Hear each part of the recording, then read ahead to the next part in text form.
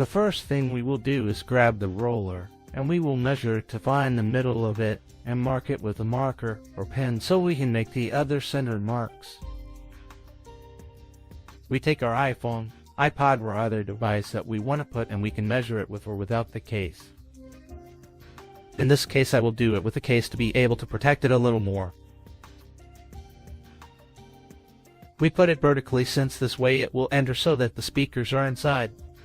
We mark the shape of the phone with a marker, and we will have a rectangular shape more or less like this.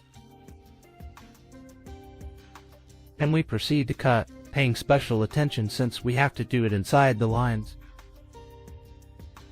We take the exact one envelope one very carefully so as not to cut ourselves. We try to penetrate the roller and cut everything we marked, being extremely careful since it is hard. In this case, since the plastic of the roller is very thick, we use scissors to make it easier, also being very careful not to cut ourselves.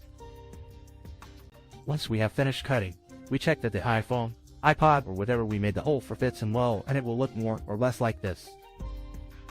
Then we grab the roller and put it against the bottom of one side of the glass. We mark the circumference to be able to make the holes and that it fits as tightly as possible, as shown below.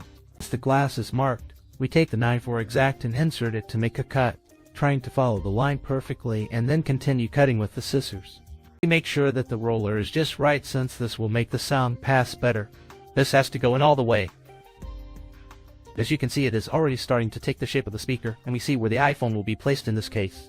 Once finished, it will look something like this. It is perfectly stable due to the inclination of the glasses and the weight of the roller combined with the phone when introducing it into it. Apart from looking like real speakers, since aesthetically it looks like a stereo for MP-ROM 3 players, all that remains is to test it.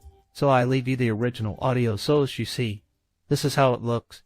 This is the roller that we are recycling, the two glasses that is what makes the speakers. And the part where we are going to put the iPod, iPhone, or the hole for which you have made it.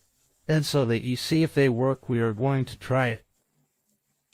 This is how it sounds with the normal speakers of the iPhone or the iPhone. But when it comes to introducing it, you see how it changes quite a bit and you hear much more. So you can easily put this in a meeting you have outside if you don't have the stereo, if you don't have a connection. And it works quite well so that it makes a difference, and again,